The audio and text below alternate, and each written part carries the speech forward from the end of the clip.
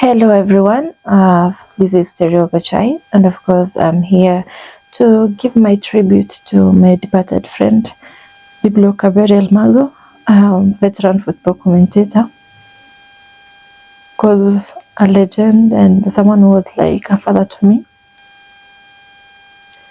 It has not been easy since learning about the passing of Diblo. I've been crying since yesterday, but I had to do this. My closure. Nilianza kupenda mpira kitambo sana nikiwa primary school hata high school. So back then nikiwa mdogo kabisa, kuna siku babangu alinibaia ka radio tu, sijui nilikuwa nimepita sana Raimama, nilikuwa nimependa akanibaia tu ka radio. So I used to have this radio kwa nyumba yangu, kwa room yangu home, na nikasikiza Radio Jambo sana sana sana. Nilikuwa nasikiza sana Diblo, Toldo na Diamond Okusimba. Ningesikiza sana Radio Jambo, hiyo sports home stretch. Hata nikiwa shule, ile time tumefunga nikiwa home, because nilisomea boarding school. Mamangu alikuwa ananiuliza mbona napenda sana Radio Jambo, namwambia mimi siku moja nitatangaza mpira. Hata nilikuwa na record bana nikitangaza kwa simu kingine, nilikuwa na kenyewe. I really had hopes of being a commentator, though things change anyway.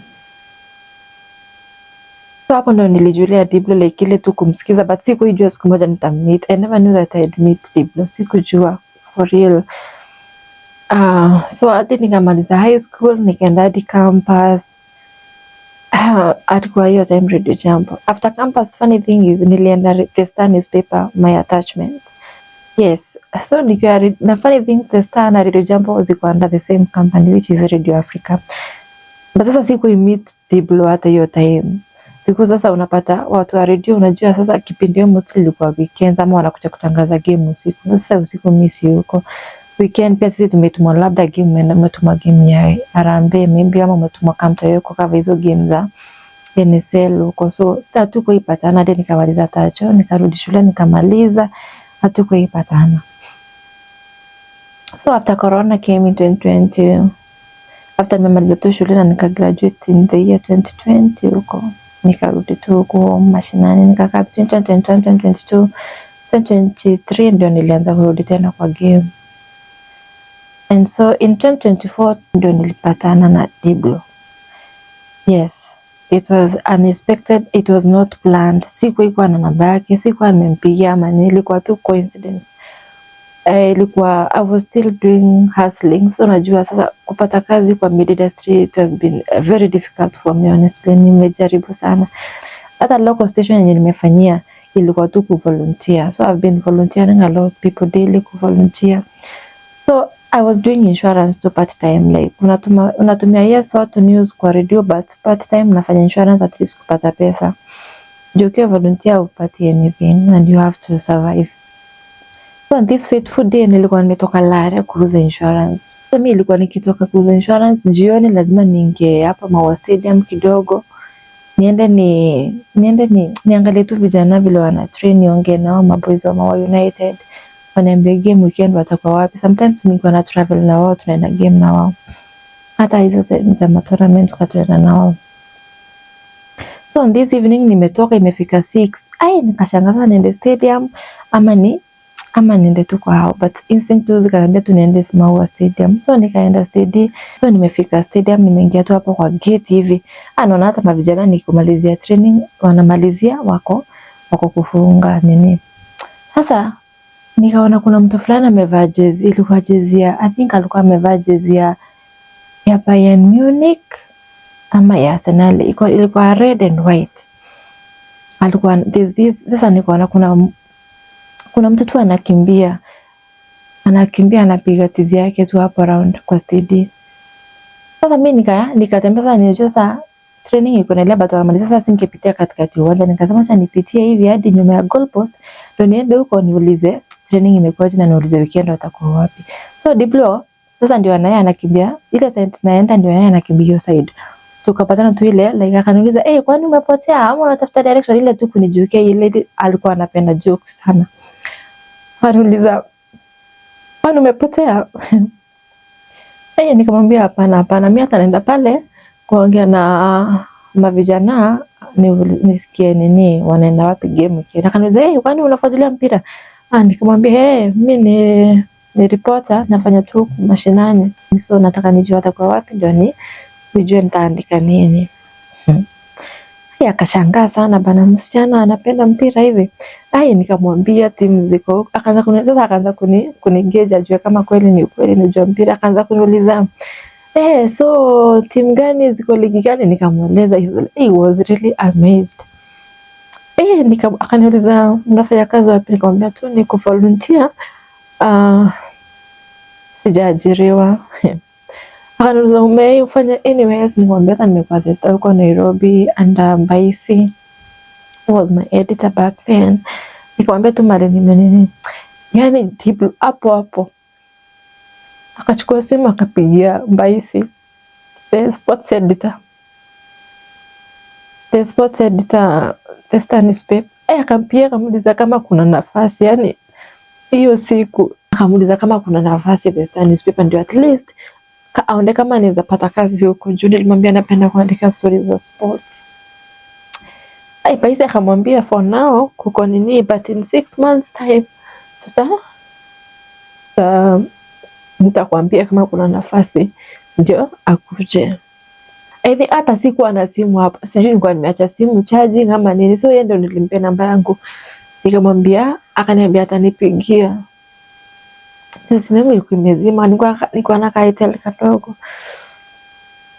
So akachukua namba yangu and true to his word akanipigia.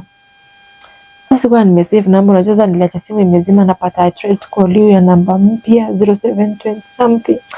Nashangaa, hiyo ni nani? Akanipigia tena. Nachukua nasikia ni Diblo, wallahi. Niliko ushago huko. Alikuwa amejaribu sana kunitafutia nafasi. And that was the genesis of my friendship with Diblo. So tukaendelea kuongea. Ikafika mahali I think ikashindikana kupata huko the Star. Ikafika mahali sasa akaniambia, ni kama the Star bado huna nafasi. Acha niongee na Wahindi, James Wahindi, sasa huyo president wa SJAC, sahi president wa Sports Journalists Association of Kenya. Nikamuuliza Wahindi kama kuna nafasi huko People Daily. Wahindi akamwambia hakuna nafasi, lakini she can be writing stories from whatever she is once in a while tunatuma. So nikafurahia sana juu the more at least unapatiwa visibility the better. So nikapatiwa chance hapo People Daily, nikaanza kuwa natuma sports news from huku Meru.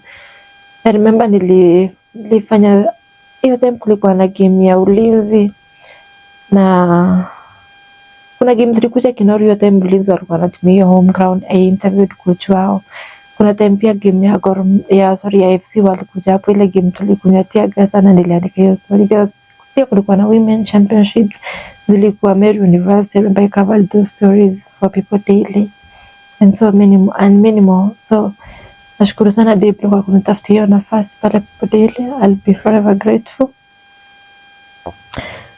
And so of course after some time, so tukaendelea tu kuwa marafiki na Diblo. Tungemeet hata kwa tournaments sana. Hizo zenye ziko huko tu mashindano, labda ameitwa kutangaza na mimi nimeenda pia hapo cover hiyo event. We would meet, we would always talk. Angenitumia links kwa WhatsApp bana. Angalia chat yangu na Diblo honestly ya WhatsApp, utaona tu ni links ziko hapo. Alikuwa ananitumia sana links za kuapply ma jobs, ma websites. Hata Chan 2025 nakumbuka alinitumia link mapema, akaniambia ni apply hapo, watu wengi wana apply ndio waweze kucover Chan. Apply even if sikupata, but he really wanted the best for me. Nimekuwa kwa hii sports industry for quite some time honestly. Nimemeet watangazaji wengi sana hata huko Nairobi. Hata wengine wenye mnajua. Wengi sana. Lakini hakuna mtu nimeona akiwa na roho kama ya Diblo.